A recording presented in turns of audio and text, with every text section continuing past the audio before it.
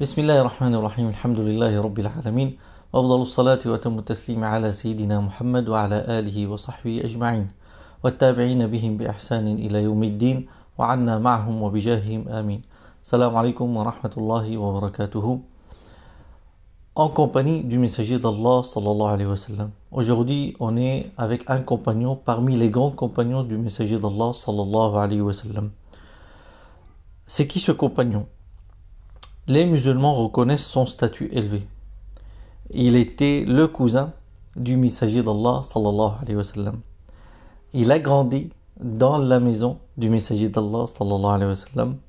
Il a été marié avec la fille du messager d'Allah sallallahu alayhi wa sallam, avec Sayyida Fatima radiyallahu anha, la fille bien-aimée du prophète sallallahu alayhi wa sallam.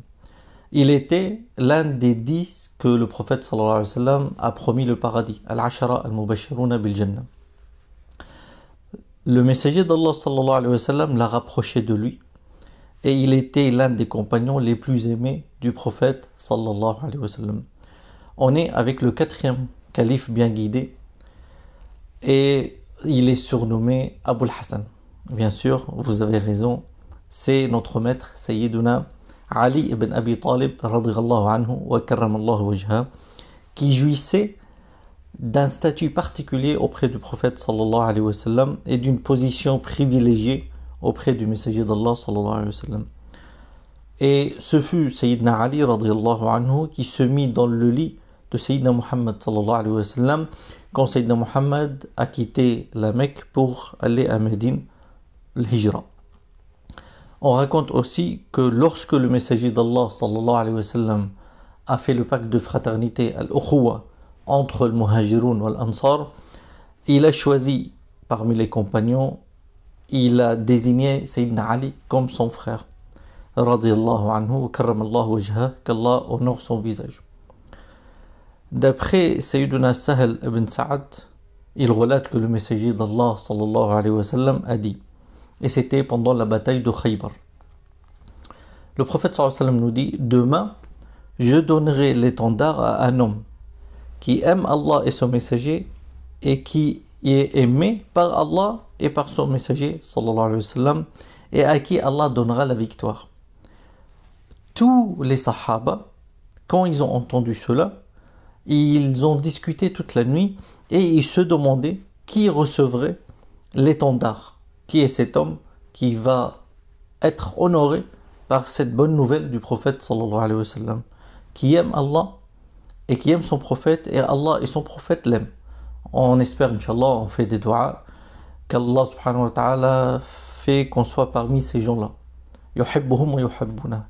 Qu'on aime Allah, qu'on aime son messager sallallahu alayhi wa sallam, et que Allah et son messager nous aiment. Amin ya rabbal alamin. Tout le monde au matin, ils étaient là, présents, et ils espéraient, chacun espère être cet homme que le prophète sallallahu alayhi wa sallam a parlé. Mais le prophète sallallahu alayhi wa sallam a demandé où est Ali ibn Abi Talib. On a répondu qu'il souffre des yeux. Fi aynihi ramad. Le prophète sallallahu alayhi wa sallam lui demande qu'on ramène Sayyidina Ali, et quand on l'a ramené, le prophète sallallahu alayhi wa sallam lui postillonna dans les yeux et a fait des invocations en sa faveur, et on raconte que c'est comme s'il n'avait rien jamais souffert. Subhanallah, par la bénédiction du prophète sallallahu alayhi wa sallam et la grâce d'Allah, la miséricorde d'Allah subhanahu wa ta'ala.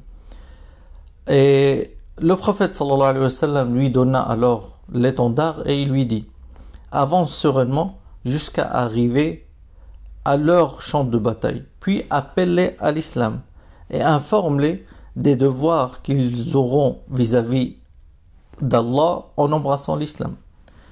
Et en effet, par Allah, le fait qu'Allah subhanahu wa ta'ala guide par ta cause un seul homme vaut mieux pour toi que les chamelles brunes.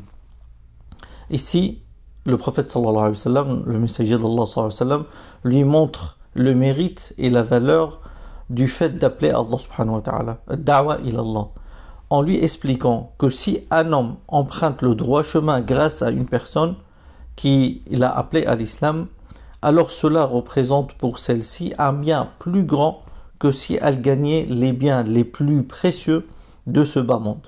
Alors qu'en est-il donc si elle est la cause de la conversion de plus d'un homme?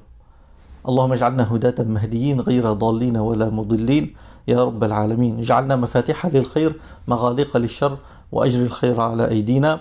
Allah subhanahu wa ta'ala nous dit dans son noble Coran, dans Surat Fussilat, le verset 33. أعوذ بالله من الشيطان الرجيم ومن أحسن قولا ممن دعا إلى الله وعمل صالحا وقال إنني من المسلمين. Et qui profère plus belle parole que celui qui appelle à Allah subhanahu wa ta'ala, fait bonnes œuvres et dit je suis du nombre des musulmans. الله يتقبل منا ومنكم. سبحان ربك رب العزة عما يصفون وسلام على المرسلين والحمد لله رب العالمين. الفاتحة.